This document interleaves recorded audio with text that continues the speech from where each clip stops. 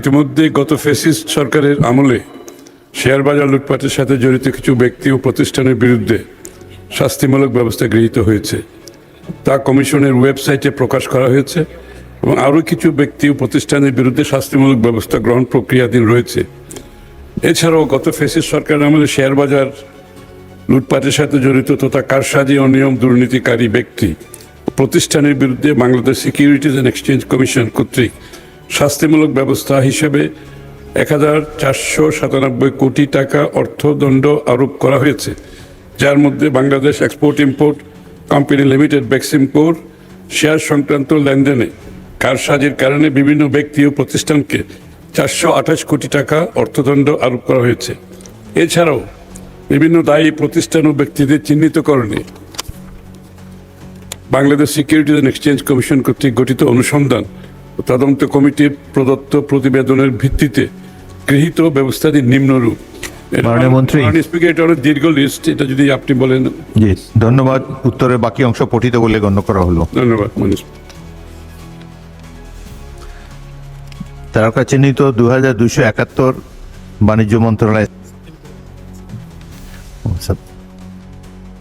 মাননীয় সদস্য, আপনি কি সম্পূরক প্রশ্ন করতে পারেন? ধন্যবাদ মাননীয় speaker. Bangladesh securities and exchange commission আমরা দেখেছি যে অতীতে ফ্যাসিস্ট আমলে যারা নিয়োগ পেয়েছেন তারা দলান্ধ এবং অসৎ এইসব ব্যক্তিবর্গকে নিয়োগ দেওয়া হয়েছে।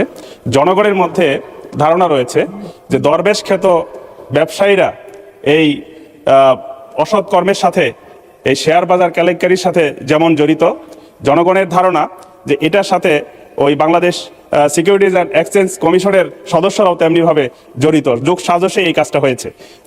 আমার প্রশ্ন হচ্ছে যে ভবিষ্যতে ফ্যাসিস্ট সরকারের নিয়োগের নীতিমালা অনুসরণ করে দলান্ধ ব্যক্তিদেরকে এখানে নিয়োগ দেওয়া, অসৎ ব্যক্তিদেরকে নিয়োগ দেওয়া হবে কিনা, এবং যারা ওই ফ্যাসিস্ট সরকারের আমলে এই বাংলাদেশ সিকিউরিটিজ অ্যান্ড এক্সচেঞ্জ কমিশনের কর্মকর্তা ছিলেন তাদের বিরুদ্ধে কোনো ব্যবস্থা নেওয়া হবে কিনা। ধন্যবাদ মাননীয় স্পিকার। মাননীয় অর্থমন্ত্রী। ধন্যবাদ মাননীয় স্পিকার। ইতিমধ্যে বিগত সিকিউরিটি এক্সচেঞ্জ কমিশনের চেয়ারম্যান সহ অন্যদের বিরুদ্ধে মামলা এবং তদন্ত চলছে। মাননীয় স্পিকার, প্রশ্নকারী সম্মানিত সংসদ সদস্যের জ্ঞাতে বলছি যে ইতিমধ্যে আপনারা জানেন নতুনভাবে সিকিউরিটি অ্যান্ড এক্সচেঞ্জ কমিশন গঠিত হয়েছে। একজন চেয়ারম্যান, 3 জন সদস্য, আরেকজন সদস্য নিয়োগের প্রক্রিয়া অব্যাহত আছে, চলছে। সকলেই এদের কেউ রাজনৈতিকভাবে নিয়োগ দেওয়া হয়নি, কাউকে দেওয়া হয়নি, এবং আমি ব্যক্তিগতভাবে অর্থমন্ত্রী হিসাবে আমি এদের কাউকে চিনিও না। আর নিয়োগ প্রক্রিয়া এত স্বচ্ছ ছিল যে এদের সবাইকে আমি ভালো করে চিনিও না, কিন্তু সবাই প্রফেশনাল, সবাই শেয়ার বাজার ইন্টারন্যাশনাল ক্যাপিটাল মার্কেটের সাথে সংযুক্ত ছিল, তাদের এক্সপোজার ভালো, তাদের সততা নিয়ে কোনো প্রশ্ন আমাদের মধ্যে নাই, জানা নেই। এবং আপনি লক্ষ্য করেছেন মাননীয় সংসদ সদস্য, ইতিমধ্যে শেয়ার বাজার কিন্তু ঊর্ধ্বমুখী গতির দিকে চলছে এবং বহু পয়েন্ট গেইন করেছে। এটা বাংলাদেশের গত 5 বছরে যতটুকু গেইন করে নাই, এই গত 2 মাসের মধ্যে এই নতুন আপনার কমিশন নিয়োগের পরে এর ঊর্ধ্বগতি আমরা দেখতে পাচ্ছি। এবং শেয়ার বাজারে সত্যতা আসার কারণে, শেয়ার বাজারের উপর মানুষের আস্থা ফিরে আসার কারণে এটা হয়েছে।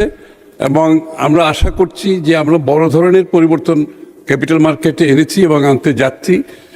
বাংলাদেশে শুধু দেশের বিনিয়োগকারীদের আস্থা ফিরে আসে নাই, লিস্টেড কোম্পানিদের আস্থা ফিরে আসছে এবং বাইরের ফান্ড ম্যানেজার যারা আছে তাদেরও আস্থা ফিরে আসছে। ইতিমধ্যে বিশ্বের বিভিন্ন Hong Kong, new York, London stock market থেকে ফান্ড ম্যানেজাররা বাংলাদেশে আসতে শুরু করেছে এবং অংশগ্রহণের ইন্টারেস্ট দেখাতে আরম্ভ করেছে। আমরা বিশ্বাস করি আগামী দিনে বাংলাদেশের ক্যাপিটাল মার্কেট একটি গ্লোবাল, যেভাবে পরিচ্ছন্নভাবে পরিচালিত একটি শেয়ার বাজার হয় ট্রাস্টের মাধ্যমে, আস্থার মাধ্যমে, সেটা ইনশাআল্লাহ আমরা করতে যাচ্ছি এবং ইতিমধ্যে তার সফলতা আমরা দেখতে পাচ্ছি। শেয়ার বাজারে বিনিয়োগকারীদের যে আস্থা ফিরে আসছে এবং শেয়ারের ঊর্ধ্বগতি থেকে সেটা বোঝা যাচ্ছে। আপনাকে ধন্যবাদ মাননীয় স্পিকার। মাননীয় সদস্য শওকত আরা আক্তার মহিষ।